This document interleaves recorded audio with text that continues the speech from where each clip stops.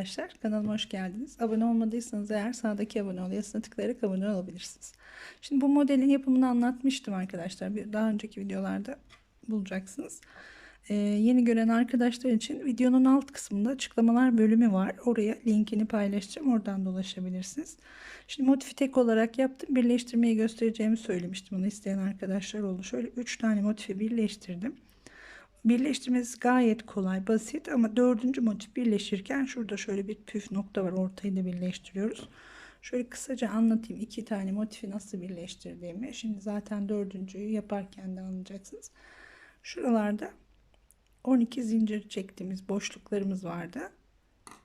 Bakın şöyle iki tane motifin tamamında iki tane 12 zincir çektiğimiz boşluğumuz var. Köşelerde burada da 1 2 birer tanesinden ekliyoruz. İlk iki motife eklerken bir tane buradan, sonra ortada 3 zincir çekerek 1 2 3 4 tane pipirik yapıyorduk. 4 tane pipirikten ekliyoruz. Sonra da buradaki boşluktan ekliyoruz. Yani şu yandaki köşenin şu iki tane büyük boşluk olan yerler köşelerimiz ya. Şu iki tanesi bakın boşta duruyor. Bunlar diğer motife eklenecek. Burada da aynı şekilde birleştirdim. Şuradaki boşta duruyor. Orta kısma gelen boşta durmuyor. Bakın şu boşta duruyor. Dördüncü motife eklerken şu boşta duruyor. Dördüncü motife eklerken buralarda birleştireceğiz. Şimdi dördüncü motifi şuradan eklemeye başlayacağım. Burada da iki tane büyük boşluğumuz var. 1 2 ve iç taraftaki kısımdan ekliyorum. Buraya kadar geliyoruz. Bu tarafa doğru geçerken şurayı birleştiriyoruz. Şimdi bir motif daha yaptım ben. Şuradan başlayalım. Evet, şu pipiriği tekrar yapayım. 4 tane 3 zincir çekerek pipirik yaptık. Şimdi 1 2 3 4 5 6 7 7 8 9 10 11 12 zincir çektim. Sık iğnenin üstünden doğru batarak kapatıyorum. 2 tane sık iğne yapıyorum. Şimdi köşenin birinci boşluğunu yaptım. İkinci boşluğu yaparken birleştiriyoruz. Önce 2 tane sık iğne yapıyoruz. 1 2 3 4 5 6 zincir çekiyoruz. Geliyoruz, motifler ters yüzleri birbirine bakacak şekilde kapatıyorum. Şuradan başlayacağım şimdi.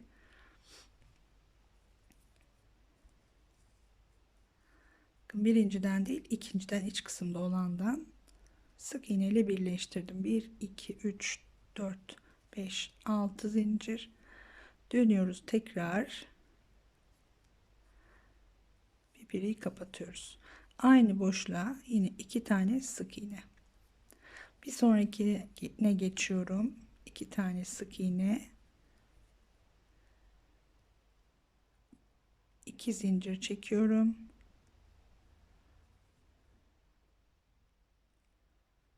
Evet, 2 zincir çekiyorum. Buradaki pipiriğin içine giriyorum.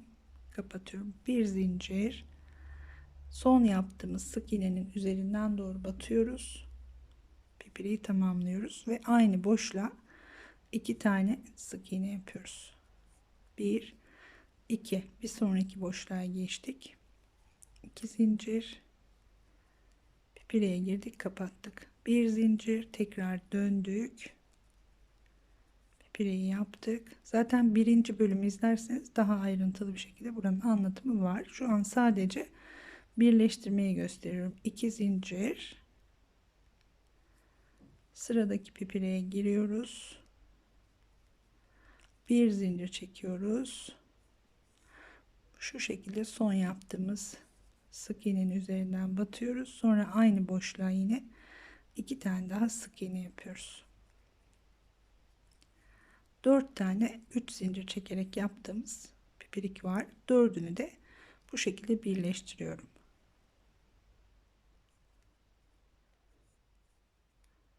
Ve aynı boşluğa tekrar 2 tane sık iğne yapıyorum. Evet, şu köşeyi birleştirdim. 4 tane küçük pipiriği birleştirdim. Şimdi diğer köşeyi yapacağız. 2 tane sık iğne, 1 2 3 4 5 6 zincir çekiyorum.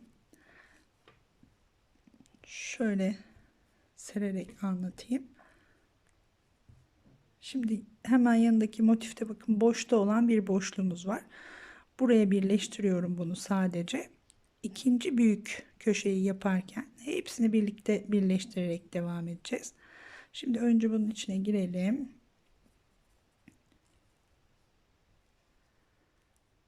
Birleştirdim. 1 2 3 4 5 6 zincir çekiyorum, dönüyorum.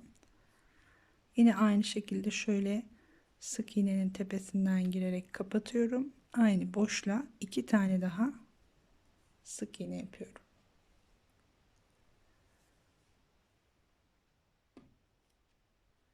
Evet, ipim işte şimdi diğer boşluğa giriyorum. 1 2 sık iğne, 1 2 3 4 5 6 tane zincir çekiyorum. Bu ikinci büyük boşluğum olacak. Dediğim gibi 2 motife 3 motife eklemek gayet kolay. Şimdi dördüncü eklerken bakın şöyle yine serelim. 6 zincir çektim. Bakın burada iki motifin birleştiği nokta var. Bir tane buraya batıyoruz. Bir tane buraya batıyoruz. Bir tane de buraya batıyoruz. Sonra da şu motifin tek kalan boşluğuna batıyoruz. Komple bu ortayı birlikte toparlıyoruz. Topluyoruz diyeyim, toparlıyoruz demeyeyim. Evet, 6 zincir çektik. Şöyle tuttuğumuzda zaten nereye batacağımız belli. Şu ikisinin birleşme noktasına tığımı geçiriyorum. 2 ilmek almaya çalışıyorum. Tek ilmek alınca boşluk oluşmasın diye. Evet, aldım. Şimdi ilmeği buradan aldım. Şöyle bir tane de zincir çektim. Tığ dolamıyoruz. Sonra devam ediyoruz. Şimdi bakın burada da bir birleşme noktası var. Buraya batıyorum. Bir ilmek aldım, bir zincir. Geliyorum sıradan. Buradaki birleşme noktasına batıyorum. Burayı biraz sıkı sıkı yapıyoruz. Sonra bir zincir. Şimdi son model motifteki son boşluğa, burada birleşme yok, bakın boşta duruyor bu. Buna da girdim, bir zincir. Tığımda 5 tane ilmek var şu anda. Pardon, elim kaymış. Hepsini birlikte çekiyorum, kapattım ve 1 2 3 4 5 6 zincir çekip ördüğüm motife dönüyorum. Ördüğüm motif nereye gitti bu arada? Evet, şurada. Dönmüş elimde. Ördüğüm motife dönüyorum. Son yaptığımız sık iğnenin üzerine zincirle çıktık. Buraya batıyorum, birleştirdim ve 2 tane sık iğne. Evet, şurayı da birleştirelim, göstereyim nasıl olduğunu. Bir sonraki boşluğa geçtim. 2 sık iğne, 2 zincir ve sıradaki pipiriye giriyoruz, birleştirdik.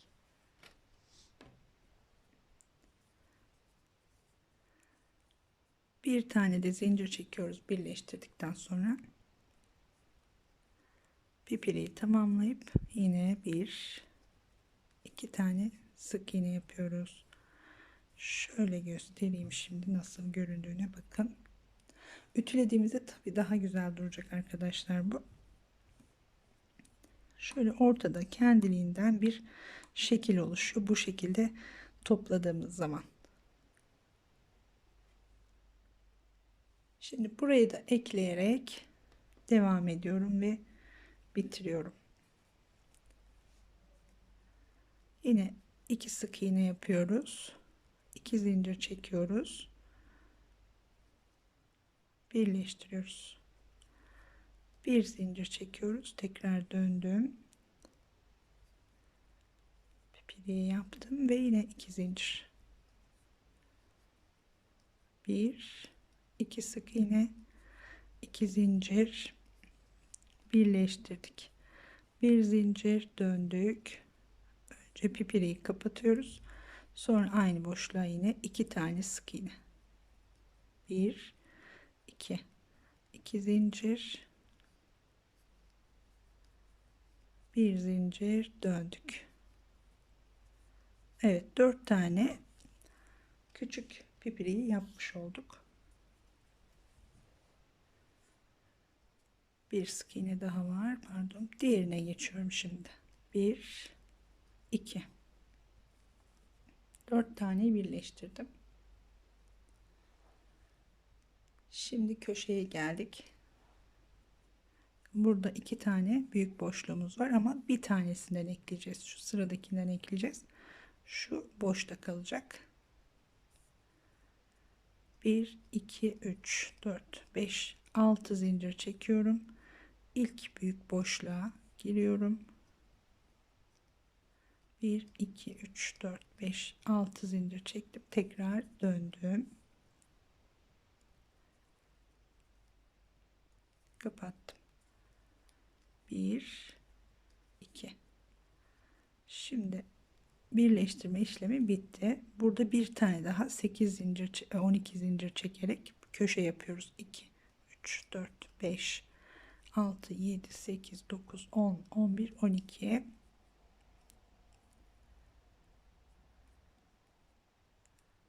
Bunlar da diğer motiflere eklenecek. Evet, diğer boşluğa geçtim. Şimdi tamamlıyorum artık. 3 zincir, bir pipirik, tekrar 2 tane sık iğne. 1 2 3 zincir, son boşluğu dolduruyorum.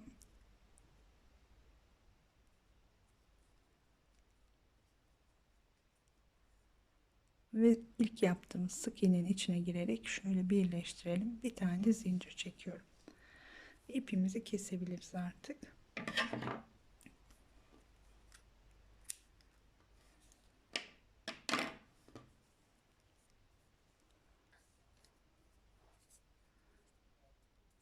Evet.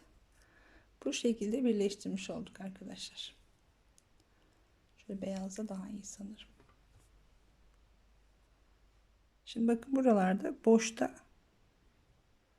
iç kısımda boşta duran büyük boşluklarımız var. Şimdi buraya 3. motifi eklediğimizde 1 2 3 diye hesaplarsak sadece iç kısımdakileri birleştiriyoruz. Bunun da şu boşta kalıyor, büyük boşluk.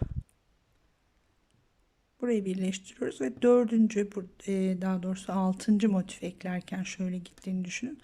6. motifi eklerken de yine şurada yaptığımız birleştirme işlemini yapıyoruz. Şurada sanırım tek ilmeğe battım. Hafif bir boşluk oluştu. Şurayı işte daha sıkı yapmaya çalışırsanız daha güzel durur. Örümcek gibi bir desen oluşuyor orada kendiliğinden. Evet, bu şekilde arkadaşlar birleştirme işlemi de. Umarım beğenmişsinizdir. Sormak istediğiniz bir şey olursa yorumlardan yazın. Yardımcı olmaya çalışırım. Beğenip beğenmediğinizde yazarsanız sevinirim tabii ki. Şimdilik hoşça kalın diyorum. Daha güzellerinde görüşmek üzere.